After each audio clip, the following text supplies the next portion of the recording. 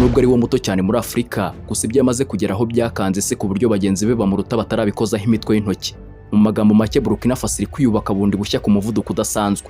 Iyubakwa ritajenjetse muri buri nguni zose z'igihugu, binyuze mu mishinga y'imihanda, ibibuga by'indege, inzira za gari ya moshi n'inganda zitagira ingano.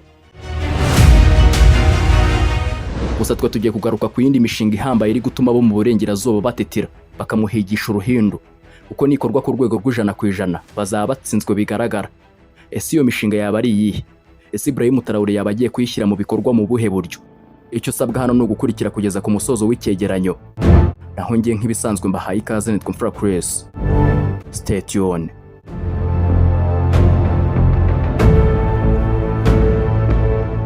Mu myaka myinshi ishize, ibihugu bya Burkina Faso, Mali, Niger na Nigeria byagiye bihura n'imbogamizi zikomeye zaturutse ku kubura ibikorwa remezo bihagije bihuza abaturage, amasoko n'ibikorwa by'ubukungu.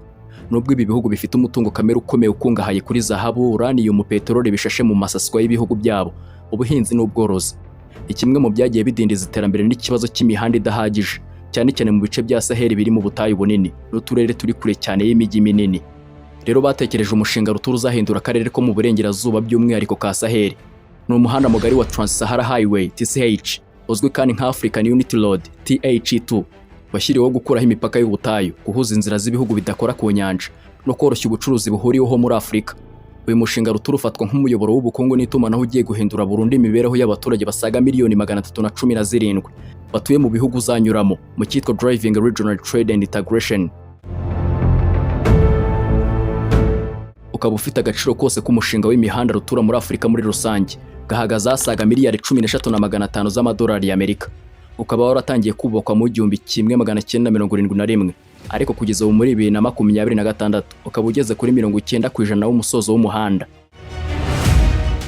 Ku bijyanye n'aho uyu muhanda uzanyura n'ibihugu uzahuza, nuko Trans-Sahara Highway uzahuza ibihugu bitandatu byose hamwe. Umuyoboro mukuru uzava muri Algeria uganire rwose muri Nigeria, ariko nawe ugashamikiraho imihanda igera mu bindi bihugu by'igice cya Sahel birimo Niger nk'igihugu rwagati cy'ihuriro ry'uyu muhanda. Mali ifite ishami rishyira mu cyerekezo cya Bamako, bishyira muri Burkina Faso iri ku ishami rihuza Niger, Mali n'amajyepfo, ndetse na Chad ifite ishami rigana mu ruzi rwa N'Djamena. Ibi bihugu byose bihujwe n'akanama kigenga kitwa Trans-Sahara Highway Liaison Committee, gafite icyicaro muri Nigeria, kanyuza hamwe imigambi yo kwagura umuhanda no gukuraho ibizitira abagenzi. Hano igihugu cya Nigeria cyamaze gutangiza gahunda yo gushyiraho amashanyarazi n'amatara akoresha ingufu z'izuba mu birometero 100 by'uyu muhanda binyura mu murenge w'ubutayu bukabije, kugira ngo ingendo z'ijoro bizere umutekano wazo. Amafaranga akoreshwa mu bice bitandukanye aturuka muri Banki Itsura Amajyambere ya Afurika (FDB), Banki y'Isilamu y'Iterambere (ECDB), n'ibihugu bwabyo birimo kwishakamo ubushobozi nka Nigeria ndetse na Nigeria. Ku gice cya Niger cyonyine, isoko ryatwaye asaga miliyoni 175 z'amadolari y'Amerika. Nyuma y'aho ibihugu nka Mali, Niger ndetse na Burkina Faso bishyiriyeho ihuriro ry'umuryango wa EAC (Alliance of Sahel) mu masezerano yabemeje ko banki nshya ya BCID-AES izatangira kwishingira ibice bisigaye by'uyu muhanda bitaruzura kugira ngo byubakwe birangire. Rero mu rwego rwo kwirinda imikorere idahwitse, ibihugu bya EAC byanamaze gushyiraho ikigo cyungirije kigenzura cy'imari Special Audit Unit, kigamije kureba niba nta mafaranga anyerezwa mu gushyiraho kaburimbo mu bice byo mu butayu hagati. Nk'igihugu kidakora ku nyanja kandi kidafite imbibi zikora ku muhanda mukuru w'ubutayu, uyu mushinga ufite akamaro karemereye kuri Burkina Faso. Igice cy'ishami rishinzwe guhuza Burkina Faso, Niger, Mali gifite uburebure bw'ibirometero 100, ariko umuhanda munini Rutura n'amashami yawo yose uwugize ungana n'ibirometero 9,000 birenga. Uyu muhanda uzafasha Burkina Faso kuba irembo rihuza ibihugu byo mu butayu nka Mali, Niger n'ibihugu bifite icyambu cyo mu majyepfo nka Benin, Togo na Cote d'Ivoire. Mu kubaka uyu muhanda, itumanaho n'ibikorwa remezo biwukikije, hatanzwe utuzi dutandukanye ku bakozi basaga 15,000 kugeza ku 20,000, ku baturage baho barimo abafundi, abenjeniyeri n'abagore bakora mu masoko acumbikirwa n'uyu muhanda. Kuri Burkina Faso uyu muhanda uzanyura ku mupaka w'ibihugu werekeza mu mujyi wa Gadugu. Ibi bituma ubwikorezi buba igisubizo kirambye mu gihe amayira ashingiye ku bihugu nka 𝐂𝐻𝐿 yaba afunze. Bityo Burkina Faso ikizera ko ibiribwa n'imiti bitazongera guhagarara ku mupaka. Leta ya Burkina Faso kandi yatangiye gutanga amahugurwa y'imirimo y'amaboko ku mirenge y'abaturage baturiye uyu muhanda, kugira ngo bazabashe kubona akazi mu mirimo yo kubungabunga uyu muhanda mu gihe cy'imyaka iri imbere.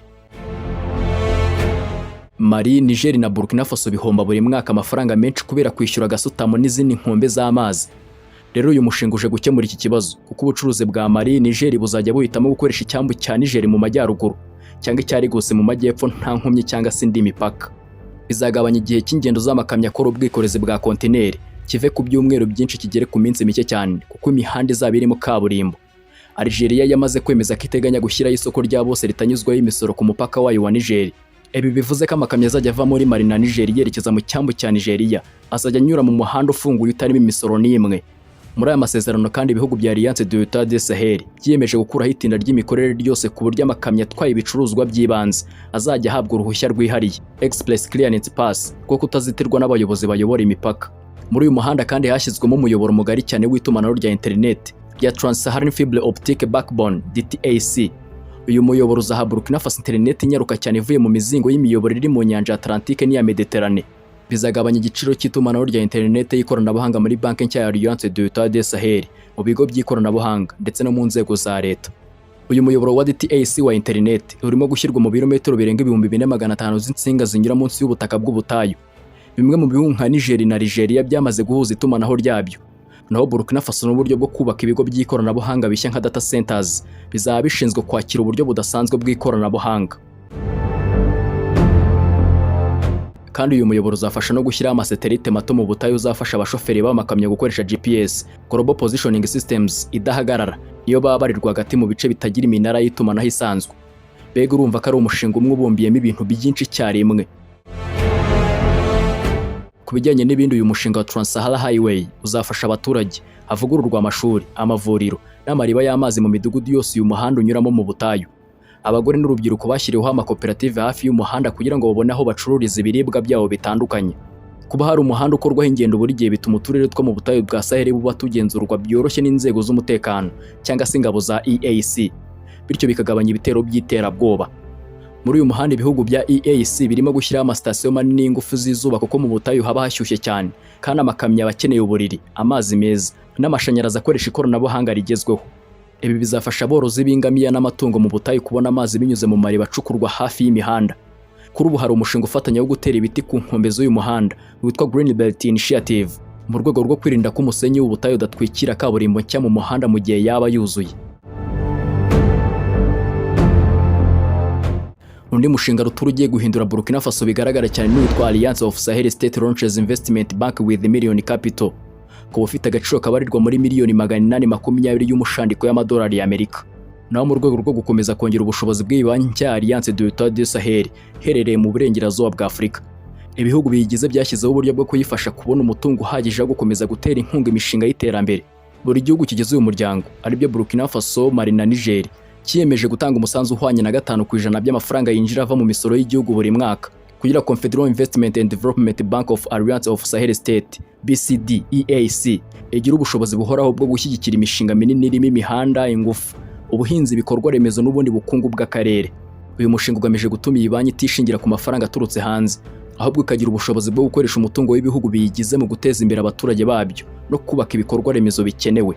Iki gitekerezo kijyana n'icyerekezo cya financial sovereignty, kwigenga ku mafaranga y'amahanga, aho ibihugu bya EAC bishaka kongera ubushobozi bwo kwifatira ibyemezo ku iterambere ryabyo, bigabanya kwishingikiriza cyane ku nguzanyo cyangwa se inkunga z'amahanga. Intego ni ugushaka ibisubizo by'iterambere bishingiye ku bushobozi bw'imbere mu gihugu, aho umutungo kamere w'akarere wabo n'ibindi bifite agaciro byakoreshwa mu gutera inkunga imishinga ifitiye abaturage akamaro. Mu yandi magambo, icyerekezo cy'umuryango wa EAC ni umutungo w'ibihugu bya Sahel wagira uzagira uruhare mu kubaka imihanda, amashanyarazi, inganda n'ibindi bikorwa remezo byongera ubushobozi bw'ubukungu bw'akarere, aho gutegereza gusa inkunga cyangwa se inguzanyo ziturutse hanze y'igihugu. Mu karere ka Sahel umuhanda ntabwo ari inzira y'imodoka gusa, ahubwo ni umuyoboro w'ubukungu uhuza umuhinzi n'isoko, umucuruzi n'umuguzi, uruganda n'umusaruro, ndetse n'igihugu kimwe n'ikindi. Iyo umuhanda umeze nabi cyangwa se udahari umusaruro w'abaturage ushobora kutagera ku masoko, ibiciro by'ibiribwa bikazamuka kubera amafaranga menshi yo gutwara ibintu, kandi abashoramari bagatinya gushora ibiceri byabo ahantu hatagira ibikorwa remezo byizewe kandi bidafite umutekano urambye. Ni muri urwo rwego ibihugu bya Burkina Faso, Mali na Niger byashyize imbere bishyira hamwe icyerekezo gishya cyo guhindura imiterere y'ubukungu bw'akarere binyuze mu bufatanye bwa Alliance of Sahel, izwi mu Rwongereza nka Alliance of Sahel States. Iyi EAC ntabwo yatangiye nk'umushinga w'ubukungu gusa, ahubwo yatangiye binyuze muri 𝐓𝐡𝐢𝐬𝐴 Charter, akaba amasezerano yashyizweho na Burkina Faso, Mali na Niger muri 2023 agamije kongera ubufatanye bw'umutekano, kurinda abaturage no guhangana n'ibibazo byugarije akarere ka Sahel. Akarere ka 𝐓𝐡𝐢𝐬𝐴 gahuza ibice by'ibi bihugu kari kamaze igihe kihanganira ibibazo by'umutekano birimo ibitero by'imitwe yitwaje intwaro n'ibibazo by'ubutegetsi n'ubukungu. Niyo mpamvu abayobozi b'ibihugu bitatu bahisemo gushyiraho uburyo bwo gukorera hamwe mu kurinda ubusugire bw'ibihugu no gushaka ibisubizo bihuriweho. Abayobozi b'ibihugu bya EAC barimo perezida wa Mali Assimi Goïta, perezida wa Burkina Faso Ibrahim Traoré na perezida wa Niger Abdurrahman Tiani bagaragaje ko ubufatanye bwabo butagomba kugarukira ku mutekano gusa, ahubwo bugomba kugera ku iterambere ry'ubukungu, ibikorwa remezo, ubuhinzi, ingufu n'ubucuruzi. Mu gihe ibibazo by'umutekano byakomeza kwiyongera muri Afurika y'Uburengerazuba, n'umuryango wa ECOWAS watangiye gutegura uburyo bushya bwo guhangana n'ibi bibazo, harimo gahunda yo kongera ubushobozi bwo kurwanya iterabwoba mu karere. Ariko ku ruhande rwa EAC, icyerekezo cyashyizwe imbere n'uko umutekano ugomba kujyana n'iterambere. Ni ukuvuga ko abaturage badakeneye kurindwa gusa, ahubwo bakeneye n'imihanda, amashanyarazi, amasoko, akazi n'amahirwe yo kuzamura imibereho yabo muri uwo mutekano bahawe. Ni muri urwo rwego hashyizweho banki nshya y'iterambere yitwa Confederal Investment and Development Bank of the Alliance of Sahel States BCID-AES. Iyi ni banki yashyizweho kugira ngo ibe igikoresho cyo gutera inkunga imishinga minini n'iterambere mu bihugu tugarutseyo hejuru, cyane cyane ibikorwa remezo, ingufu, ubuhinzi, ubwikorezi ndetse n'umutekano w'ibiribwa. Ku wa 13 Ukuboza 2025, abaminisitiri b'imari muri Burkina Faso, Mali na Niger batangaje ko mu mujyi mukuru Bamako muri Mali hashingwa BCID-AES nk'ikigo cy'imari kigamije gufasha akarere ka Sahel kubona ubushobozi bwo gutera inkunga imishinga y'iterambere.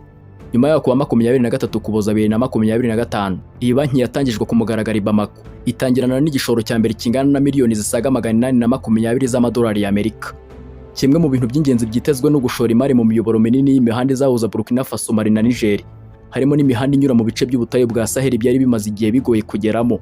Niyo mpamvu uyu mushinga watangiye kumenyekana ku izina rya Alliance of Sahel States Launches Investment Bank with $820 million capital, cyangwa se EAC Road Network Project Infrastructures.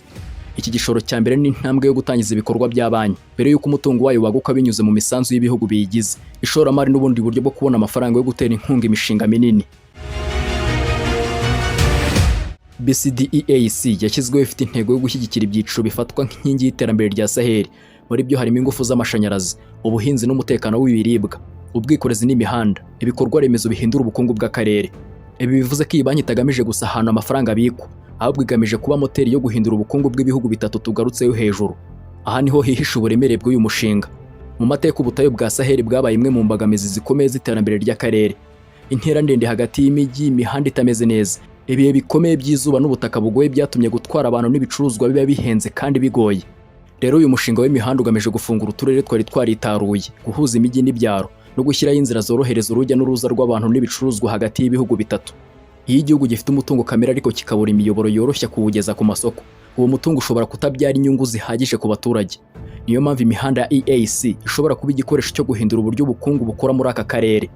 Uyu muhanda muremure uca mu butayu bwa Sahel ufite igisobanuro kirenze gusa inzira zo gutwara imodoka, ahubwo ni igikoresho gishobora guhindura ubuzima bw'abaturage babarirwa muri za miliyoni, kuko ushobora guhuza ahantu hari umutungo kamere, ahantu h'ubuhinzi ndetse n'amasoko akomeye yo mu karere. Hari intego si ukubaka umuhanda uva ahantu hamwe ujya ahandi gusa, oya, ahubwo intego ni ugushyiraho icyitwa economic corridor. Ni ukuvuga umuyoboro w'ubukungu uhuza imijyi, ibyara, ibirombe, amasoko y'imirima, inganda n'ibihugu bitandukanye. Iyi mihanda nk'iyi yubatswe kandi igakorwa neza, umuturage wo mu gace kakura ashobora kubona uburyo bwo kugera ku isoko vuba kurusha mbere. Umuhinzi ashobora kugeza umusaruro we ku baguzi adakoresheje amafaranga menshi mu gutwara ibintu, naho umucuruzi akabona uburyo bwo gutwara ibintu bye akabivana ahantu hamwe akabigeza ku masoko mashya. Kandi ushobora guhuza ahantu hakorerwa ubucukuzi bw'amabuye y'agaciro nko muri Mali na Burkina Faso n'amasoko manini yo muri Afurika y'Uburengerazuba. Ushobora gufasha abahinzi kubona amasoko manini, gufasha abacuruzi kugera mu bihugu bitatu mu buryo bworoshye, ndetse no gufasha ibigo by'ubwikorezi kubona inzira nshya. Ibi bishobora kugira uruhare runini mu kugabanya igiciro cy'ibiribwa. Iyo ibicuruzwa bitwarwa mu buryo bworoshye kandi buhendutse, amafaranga yongerwa ku giciro cy'ibiribwa kubera transport aragabanuka. Ibi bishobora gufasha abaturage kubona ibiribwa ku giciro cyoroshye. Ku bahinzi n'aborozi, imihanda mishya izabafasha kongera umusaruro kuko bazaba bafite icyizere ko ibyo bakora bizagera ku masoko. Umuhinzi atinya ko umusaruro we utazagera ku baguzi cyangwa uzangirikira mu nzira, ashobora kugabanya ibikorwa bye. Ariko iyo habonetse imihanda ihuza ibyaro n'amasoko, ubushake bwo kongera umusaruro buriyongera. Ku bihugu bya Burkina Faso, Mali na Niger, uyu mushinga ushobora kongera ubucuruzi bwambukiranya imipaka. Ibicuruzwa bizajya hagati y'ibihugu bitatu mu buryo bworoshye, amasoko arushaho kwaguka, kandi ubufatanye bw'ubukungu bugakomera. Imihanda nk'iyi ishobora kandi gufasha gukurura abashoramari. Umushoramari wese ashaka ahantu hari uburyo bwo gutwara ibicuruzwa, amashanyarazi ahagije n'isoko rishobora kwakira ibyo akora. Iyo ibikorwa remezo byiyongereye, biroroha ko hubakwa inganda, ububiko bw'ibicuruzwa, ibikorwa byo gutunganya umusaruro w'ubuhinzi ndetse n'ibindi bikorwa by'ubucuruzi. Urugero rw'uko umuhanda munini ushobora kongera ubukungu ni imihanda ihuza imijyi ikomeye muri Burkina Faso nka Ouagadougou na Bobo Dioulasso. Iyi mihanda yerekana uburyo guhuza imijyi n'amasoko bishobora kongera urujya n'uruza rw'abantu n'ibicuruzwa, bikagabanya igihe cy'ingendo no gufasha ubucuruzi gutera imbere. Ni muri uwo murongo imiyoboro y'imihanda ya EAC igomba kurebwa nk'igikoresho cyo guhindura ubutayu bwa Sahel nk'ahantu h'amasoko mashya, ibikorwa by'ubukungu n'amahirwe mashya. Imishinga minini nk'iyi kandi ishobora gutanga akazi ku bantu benshi.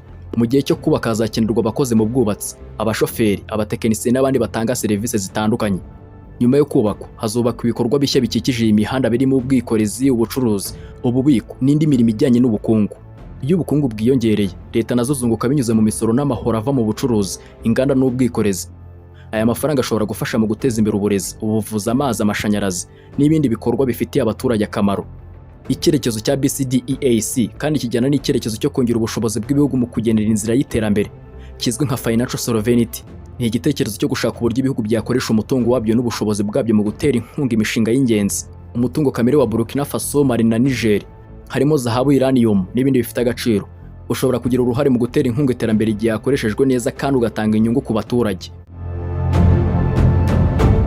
Mu gusoza, imihanda minini ya EAC ntizaba ari imihanda yo koroshya ingendo gusa, ishobora kuba imiyoboro y'ubucuruzi, ishoramari, akazi n'ubufatanye hagati y'ibihugu. Iyi mihanda ishobora guhuza abaturage, gufungura amasoko mashya, kugabanya ibiciro by'ibiribwa, guteza imbere ubuhinzi, gukurura abashoramari no gufasha Sahel kugera ku rwego rushya rw'iterambere. Iyo ibikorwa remezo bijyanye n'icyerekezo cy'ubukungu bishobora guhindura ahahoze ari inzitizi bikahagira ahantu h'amahirwe mashya.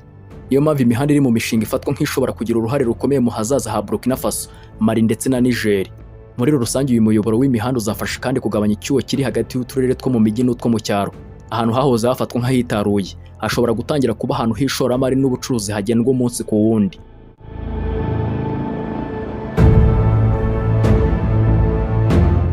Nguko kimwe mu mishinga ikomeye Rutura Ibrahim Traoré ari gushyira imbere ishobora guhindura isura ya Burkina Faso ndetse n'akarere kose mu myaka iri imbere mu buryo burambye.